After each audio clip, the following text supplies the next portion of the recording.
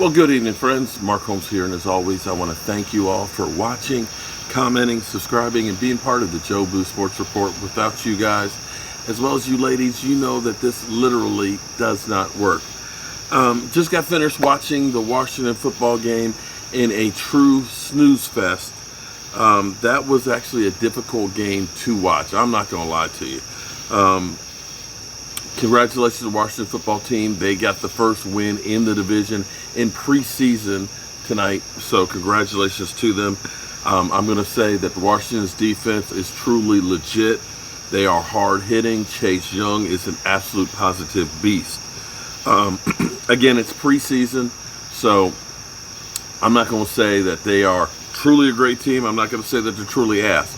Now, I will say that the Eagles, that thing that they put on film yesterday was just ugly. That showed me, I'm sorry, some of those guys are going to be guys who are going to make the team, and they can try and sugarcoat it all they want.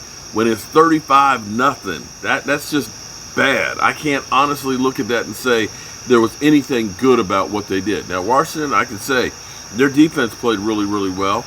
Heineke, Ryan Fitzpatrick, had a couple of good passes. He had some great screen plays that ended up picking up 12, 15 yards because that's where the bulk of his yardage came from. It wasn't from going down the field as it was doing dump-offs where they were making great screen passes. And it doesn't matter how you make them. Point is, they were making them.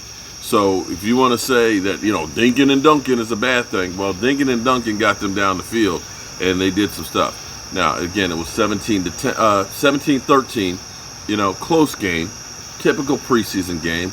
You can't infer a whole lot from that. But like I said, shout out to Washington football team. They won that game, okay?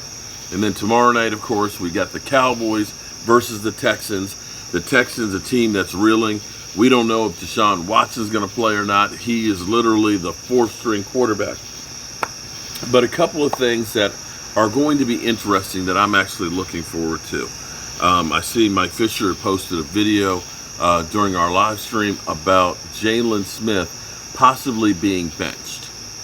That honestly wouldn't surprise me. Although, let me preface it this. I'm going to say being benched is a relative term. I will say that Jaylon Smith may not be a starter, but I think they will find ways to use Jaylon Smith, because here's the thing that I like about Dan Quinn. Dan Quinn is not coming in here with any of these preconceived notions that you make a whole lot of money, so you have to start. Dan Quinn is here on a mission to make the Dallas Cowboys defense successful. And when you look at what they did in Seattle, and I'm going to get killed because people are going to say, how are you going to compare the Seattle defense to the Cowboys? I'm not saying the Cowboys defense is the Seattle defense, it's jackasses. What I'm saying is, look what Dan Quinn and the Seattle defense did. They used a rotation of players for matchup purposes, and they used players to their strengths. We know Jaylon Smith covering a back out of the backfield is a no-no. You can't do it. But if you can use Jaylon Smith playing downhill where he doesn't have to react to covering guys and having to plant his foot and go, because he can't do that. If you figure out the things that Jaylon Smith can do and use those, then you're okay. The thing is about Jaylon Smith, the problem is he played basically 90% of the snaps for the Dallas Cowboys in all different circumstances. And some of those circumstances, he was just outmatched. But we had no other way to go. We didn't have any. The cupboard was bare. Sean Lee, of course, is older and coming back from injuries and things like that. It was just, this is all we got. Well, the great news for the Cowboys is when you look at where we were talent-wise last year, saying, that's the best we got. Tyrone Crawford, that's the best we got. Dontari Poe, that's the best we got. Well, we've increased the amount of talent that's on there. People will say I'm delusional, but I look at it and say Keanu O'Neal, who, his stock has been rising as far as training camp has gone on. You look at that and say he can cover better the back out of the backfield than Jaylon Smith. You look at a Micah Parsons, a 250-pound guy who's running a 4.3, who can be a designated pass rusher and come from all different locations. That's an increase over what we have with Jaylon Smith. And so you use these pieces to your advantage. If you can use wave after wave of guy to wear out the offense, where the offensive line is out there every single play. If my defender who's in front of you is playing half the snaps, he's not going to be as tired as you are, and eventually you will wear them down to the point where you're going to be getting just fatigue sacks. And this is going to be the philosophy. You know, people, it's crazy because somebody actually posted in my live stream, trade Jaylon Smith for a good player and a second-round pick. That sounds great. I'd do that tomorrow. But that's not coming. It's not coming.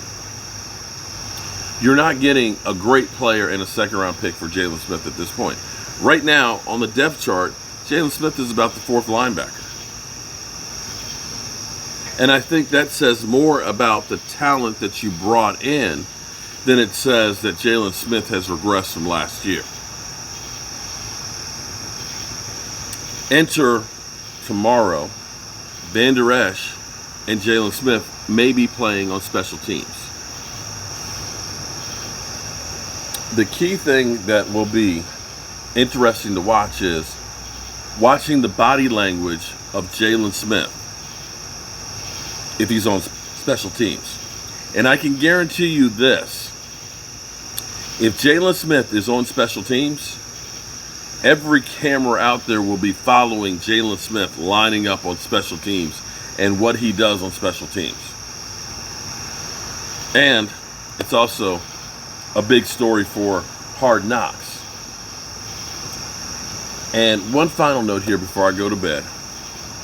I have troll galores that swear that I am drinking the Kool-Aid on Dak Prescott, that Dak Prescott's being reported by Adam Schefter that Dak Prescott won't be 100% for the season, and yada, yada, yada. And Dak Prescott, I mean, literally, I've gotten all kinds of stuff from the Dak haters out there. That Dak Prescott will never play another football game again, and his arm's about to fall off, and that he needs surgery. Okay, whatever. Whatever you say. Whatever you say. They're coming out of the woodwork.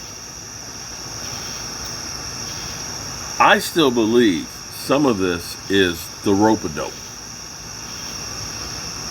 That this is Mike McCarthy with Jerry Jones and crew creating the stories for Hard Knocks, for much-watched television, as well as keeping things secret on what the Cowboys are going to do.